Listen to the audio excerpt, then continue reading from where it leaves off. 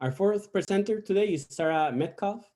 She comes to us from Elmira, just a few hours away. She will be telling us about when good turns bad in the oral cavity. And she's a student in the Department of Oral Biology in the School of Dental Medicine. In her free time, and particularly nowadays, she enjoys taking pictures and has been doing such of birds, I guess, in Buffalo since the pandemic, very actively. Thank you, Sarah, for joining us today. And when you are ready, set, pitch. Did you know that nearly half the people here could have some form of gum disease? In fact, severe gum disease is the sixth most prevalent disease worldwide. It accounts for a major portion of the over $400 billion in yearly cost for oral diseases. If you've ever had bloody gums when brushing your teeth, that's actually a sign of early gum disease. And I'm sure your dentist has reminded you that regular brushing and flossing, along with professional cleanings, is usually enough to prevent the progression of gum disease, along with the tooth loss and other linked diseases, like heart disease, associated with it.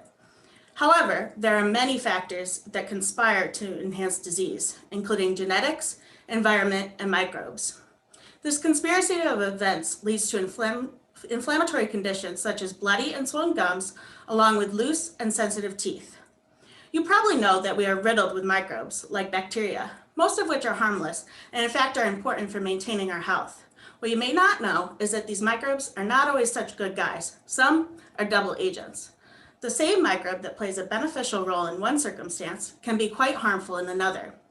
My research has found that a normally healthy oral bacterium can promote the inflammatory conditions seen in gum disease, acting as fuel for the fire.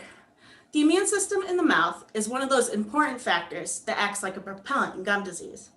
In fact, the disease in part results from an overreaction of the immune system, leading to recession of the gums and destruction of the bones around the teeth, and even eventual tooth loss. My research is determining some of the mechanisms involved in the progression of disease development.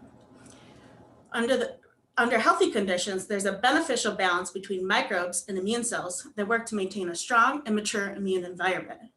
However, in disease, the conditions can turn, more like an uncontrolled wildfire, where overgrowth of bacteria and introduction of bad bacteria can cause the painful inflammation we see when brushing and flossing.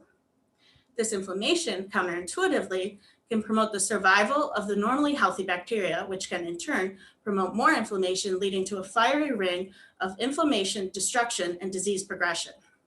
However, this detrimental feedback loop can be intervened with the work of dentists and improved treatment options.